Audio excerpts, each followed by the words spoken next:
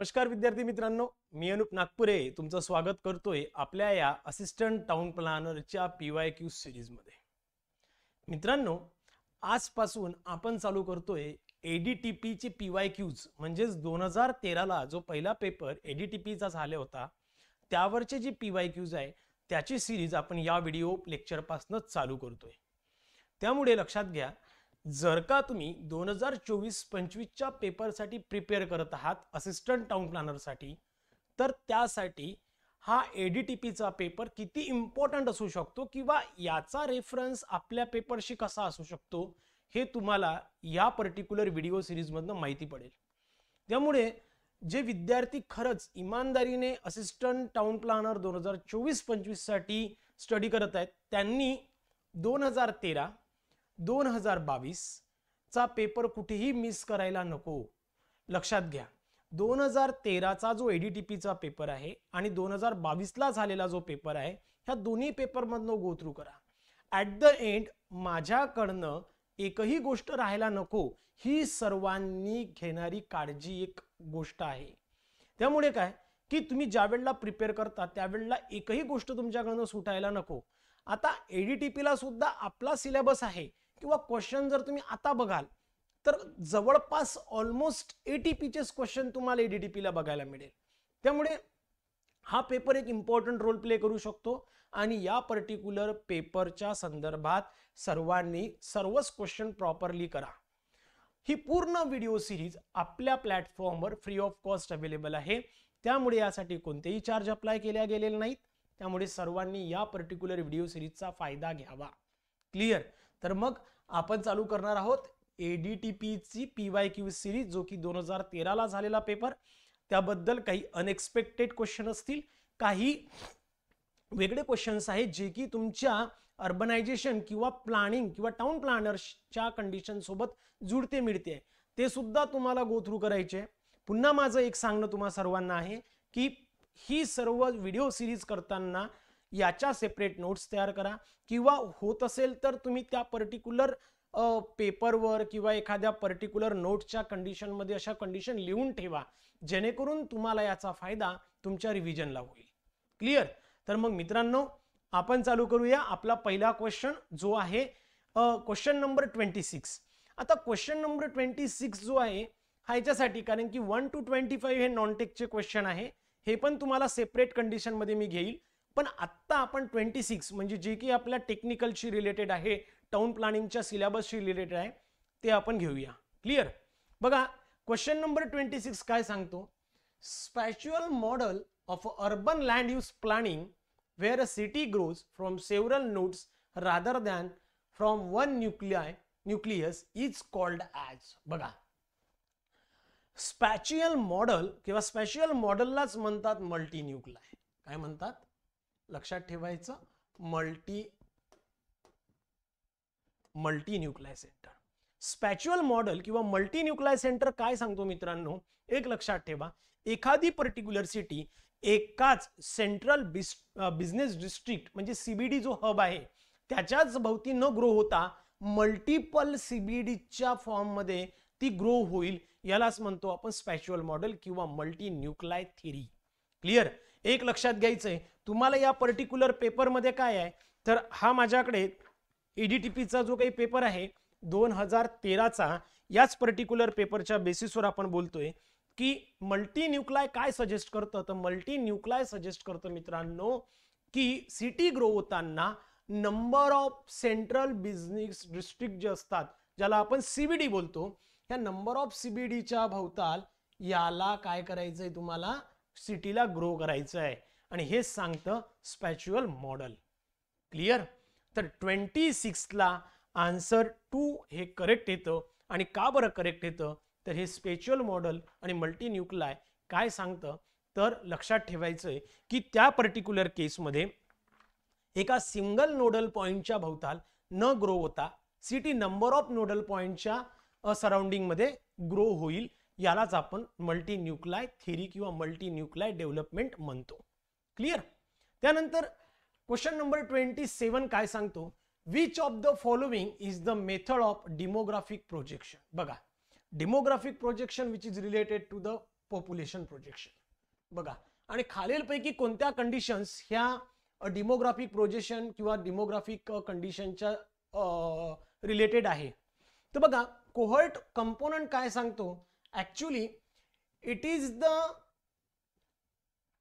Bifurcation of population with respect to age, with respect to sex, with respect to migration, with respect to migration.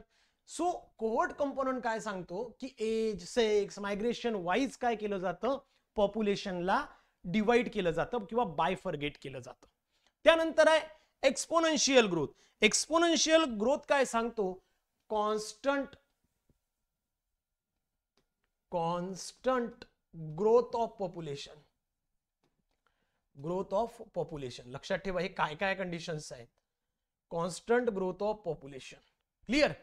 And logistic growth काय सांगतो की population growth ही खूप जास्त असते सुरुवातीला आणि नंतर ती कमी होऊन जाते, यालाच म्हणतात लॉजिस्टिक ग्रोथ. सो त्याला म्हणेन मी पॉप्युलेशन ग्रोथ रॅपिडली,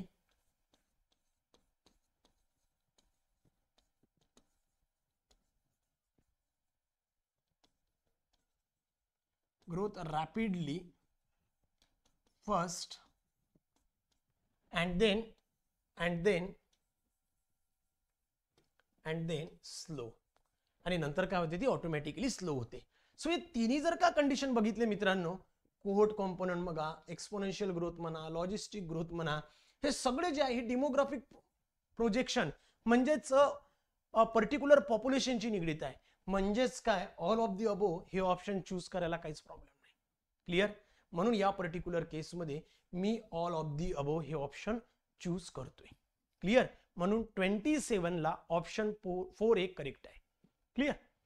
नेक्स्ट मित्रांनो 28, the neighbourhood unit theory in urban planning was conceptualised by. आणि तुम्हाला माहित आहे नेबरहूड थेअरी कोणाला सांगितली आहे. जर का तुम्ही 2013, 2017, 2022 जर का व्हिडिओ सिरीज केली असेल असिस्टंट टाउन प्लॅनरची, तर त्यामध्ये बाकीचे कन्सेप्ट म्हणजे सीए पेरी कोण, हॉमर व्हाईट कोण, पॅट्रिक गेडेस कोण, किंवा यांनी कोणते कसे कोणाच्या बेसिसवर केले, हे सगळं मी प्रॉपरली एक्सप्लेन केलेलं आहे. त्यामुळे इथे डायरेक्टली सांगतोय की नेबरहूड युनिट थेअरी ही कोणी केली, तर हे क्लॅरेन्स पेरीने केली आहे. बरोबर आहे ना, ज्याला आपण सीए पेरी सुद्धा म्हणू शकतो. त्यामुळे 28 ला ऑप्शन 1 करेक्ट येतं. ओके. त्यानंतर मित्रांनो 29, sampling method in which a homogeneous listing is done for different groups of population and then collecting a certain percentage of samples from each group is called as. बघा, actually ही sampling conditions आहे किंवा अशा पद्धतीने sampling घेतलं जातं किंवा सर्वे करताना, पॉप्युलेशन सर्वे करताना अशा फॉर्मॅटमध्ये सॅम्पलिंग केलं जातं, ज्यामध्ये सिंपल रॅन्डम सॅम्पलिंग आहे, स्ट्रॅटिफाईड सॅम्पलिंग आहे, क्लस्टर सॅम्पलिंग आहे, सिस्टमॅटिक सॅम्पलिंग आहे. पण ज्या केसमध्ये पॉप्युलेशनला डिफरंट ग्रुप वाईज किंवा पर्टिक्युलर झोन वाईज किंवा सब ग्रुप वाईज किंवा स्ट्रॅटा वाईज ज्या वेळेला त्यांना डिवाइड केलं जातं आणि अशा पर्टिक्युलर डिवायडेशनला किंवा बायफर्गेशनला स्ट्रॅटिफाईड सॅम्पलिंग म्हणतात. कारण काय, इथे homogeneous listing done for different groups of a population. हे काय केलं जातं की डिफरंट ग्रुप्समध्ये पॉप्युलेशनला बायफर्गेट केलं जातं आणि अशा पद्धतीने यांचं सॅम्पलिंग घेतलं जातं आणि याच पर्टिक्युलर प्रोसिजरला स्ट्रॅटिफाईड सॅम्पलिंग म्हणतात. ओके. सो स्ट्रॅटिफाईड इथे ऑप्शन जो आहे तो 2 आहे, 29 ला 2. पण ही जी कंडिशन आहे आपल्या असिस्टंट टाउन प्लॅनरसाठी आत्ता तरी लागू होणार नाही. त्यामुळे हा क्वेश्चन तुम्ही निग्लेक्ट केला किंवा नाही लक्ष दिलं किंवा सॅम्पलिंग काय आहे किंवा सॅम्पलिंग मेथड काय आहे याला जरी का तुम्ही लेट गो केलं तरी काही इश्यू नाही. तुमच्या येणाऱ्या असिस्टंट टाउन प्लॅनर 2024-25 वर या पर्टिक्युलर क्वेश्चनचा कोणताही इफेक्ट होणार नाही. त्यामुळे या पर्टिक्युलर टेन्शन घेऊ नका. फक्त लक्षात ठेवायचं की सॅम्पलिंग मेथड असते ज्यामध्ये पॉप्युलेशनला ग्रुप्स वाईज, स्ट्रॅटा वाईज ज्या वेळेला सॅम्पलिंग केलं जातं, डिफरंट ग्रुप्स वाईज त्यांना डिवाइड केलं जातं, त्याला बोलतात स्ट्रॅटिफाईड sampling. Clear. Next question number 30, which of the following state has the highest number of person in a urban area. Okay. आणि याचं जर का आन्सर बघितलं मित्रांनो, तर म्हणजे आन्सर महाराष्ट्र बरोबर आहे, पण याची मी काही आकडे तुमच्या समोर आणतोय की बाबा रे काय आहे. तर ऍज पर द सेन्सस जो काही आपल्याकडे अवेलेबल आहे, सेन्सस 2011चा जो आपल्याकडे अवेलेबल आहे, किंवा जो डाटा माझ्याकडे 2019चा आहे, जो डाटा 2019चा आहे, या पर्टिक्युलर डाटानुसार जर का विचार केला तर त्या पर्टिक्युलर केसमध्ये 50.8 मिलियन 50.8 मिलियन एवढं पॉप्युलेशन हे अर्बन एरियामध्ये आहे. यानंतर हे कुठे? महाराष्ट्रामध्ये. लक्षात ठेवायचं, कुठे? महाराष्ट्रामध्ये. त्यानंतर याच्या पाठोपाठ जो दुसरा नंबर लागतो तो लागतो मित्रांनो यूपीचा. ओके, ज्यामध्ये 44.4 मिलियन आहे. थर्ड नंबर जो आहे तो आहे मित्रांनो तामिळनाडूचा, ज्यामध्ये 34.9 मिलियन आहे तामिळनाडू. लक्षात ठेवायचं. ओके, सो तामिळनाडूचा आहे. म्हणजे अशा पद्धतीने हे आकडे आहेत जे की 2011च्या सेन्ससनुसार आणि जो डाटा 2019चा अवेलेबल आहे त्याच्यानुसार जर का बघितलं तर highest number of person in urban area जर बघितलं तर महाराष्ट्र हा 1 नंबरवर आहे, ज्यामध्ये 50.8 मिलियन एवढं पॉप्युलेशन हे अर्बन एरियामध्ये आहे. क्लिअर? तर शक्यतर हा आकडा लक्षात असू द्या, कारण URDPFI मध्ये सुद्धा अशा कंडिशन विचारण्याचे चान्सेस आहे. आपल्या पेपरमध्ये सुद्धा 2024-25 मध्ये हा क्वेश्चन कदाचित जर का आला तर किंवा याच्याशी रिलेटेड जर आला तर तुम्हाला माहिती असणं गरजेचं आहे. क्लिअर? त्यानंतर 31, the urban growth theory which state that development takes place along the routes on which the movement is concentrated is called. बघा मित्रांनो काय म्हणतात, ज्या वेळेला एखाद्या पर्टिक्युलर सिटीचं किंवा पर्टिक्युलर एरियाचं डेव्हलपमेंट हे अलॉंग द रूट होतं, अलॉंग द रोड होते, रेल्वे होते, किंवा पर्टिक्युलर एका रूटलाच पकडून किंवा रोडला पकडून ज्या वेळेला डेव्हलपमेंट केलं होत असतं. Okay, and this is the natural development. Okay, म्हणजे इकडेच फक्त कन्स्ट्रक्शन होणार या रोडच्या सराउंडिंगलाच. ओके, आणि अशा पद्धतीचं जर का होत असेल तर याला आपण काय बोलतो? ॲक्झियल बोलतो. अशा पद्धतीच्या डेव्हलपमेंटला आपण काय बोलतो? ॲक्झियल डेव्हलपमेंट बोलतो. It is also called as the root development theory.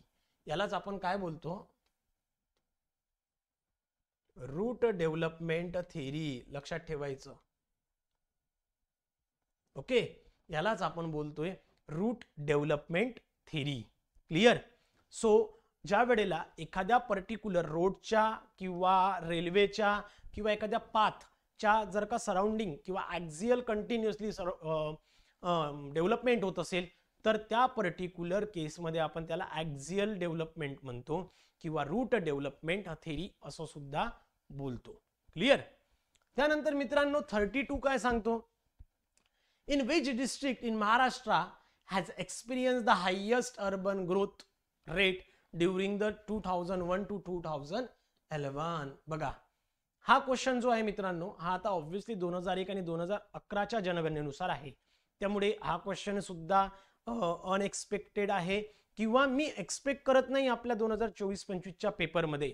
पण याचं जर का आन्सर बघितलं तर याचे मी काही आकडे काढून ठेवलेले आहे की सगळ्यात जास्त जे झालं होतं ते रायगडमध्ये झालं होतं 2001 आणि 2011 मध्ये. म्हणजेच काय, अर्बन ग्रोथ जी झाली होती ती रायगडमध्ये झाली होती आणि रायगडचा जो आकडा होता तो होता मित्रांनो 81.89%. हा होता रायगडसाठी. त्यानंतर गडचिरोलीसाठी आहे सेकंड नंबर. गडचिरोलीसाठी आहे सेकंड नंबर 75.34% आणि थर्ड नंबर होतो Gondia 57.36. Okay, and this data as per the census of 2001 to 2011. त्यामुळे आत्ता तरी अशा पद्धतीचा क्वेश्चन मी एक्सपेक्ट करणार नाही ATP 2024-25च्या पेपरसाठी. क्लिअर? त्यामुळे लेट गो केलं तरीही चालेल, नाही लक्ष दिलं तरीही चालेल अशा क्वेश्चनवर. त्यानंतर question number 33, central act on effective and expeditious disposal of case relating to environmental protection, conservation of forest and other natural resources including enforcement of any legal rights has the title. बघा यामध्ये ना जर का मी protection किंवा conservation of forest किंवा other natural रिसोर्सच्या संदर्भात जर बघितलं तर माझ्या डोक्यात आलं असतं की एन्व्हायरमेंटल प्रोटेक्शन ऍक्ट 1986चा, बरोबर आहे, ईपी ऍक्ट ज्याला बोलतो आपण. पण ईपी ऍक्ट हा याची लिमिट्स आहे. जर का यामध्ये जर का बघितलं तर तुम्हाला एक लक्षात येईल की सेंट्रल ऍक्ट जो आहे, जो effective expeditious disposal case relating to the environment protection, conservation of forest and other natural resources. आता इथे काय झालं, अदर नॅचरल रिसोर्सेस हे आले, त्याच्यामुळे काय झालंय की इथे जो आन्सर बनेल हा बनतो national green tribunal act 2010. Clear. हा 33 मध्ये जो बनतो हा नॅशनल ग्रीन ट्रिब्युनल ऍक्ट जो आहे 2010 हा यामध्ये वर्कआउट करेल.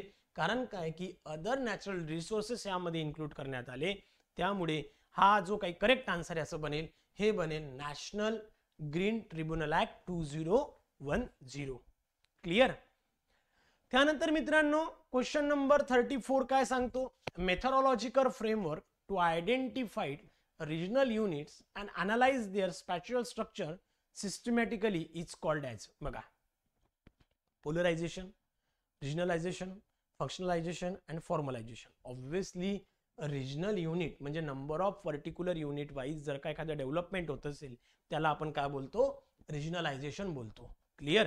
त्यालाच आपण काय बोलतो, रिजनलायझेशन म्हणतो. आणि ज्या वेळेला एखादा पर्टिक्युलर एरिया नंबर ऑफ पार्टमध्ये डिवाइड केला जातो किंवा नंबर ऑफ पार्टमध्ये त्याला डिवाइड करतात, त्याच पर्टिक्युलर डिवायडेशन झालेल्या पार्टचं ज्या वेळेला डेव्हलपमेंट होतं त्यालाच आपण रिजन सुद्धा बोलतो आणि रिजनल डेव्हलपमेंट सुद्धा बोलतो. Clear.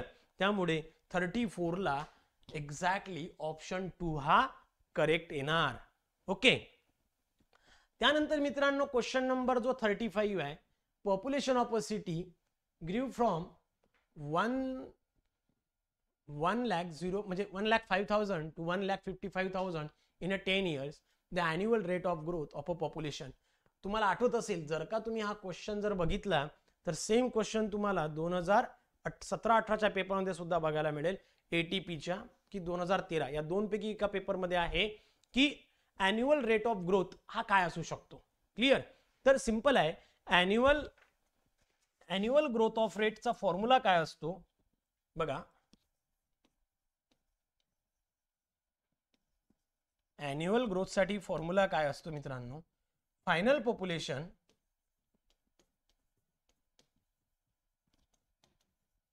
Minus initial population divided by initial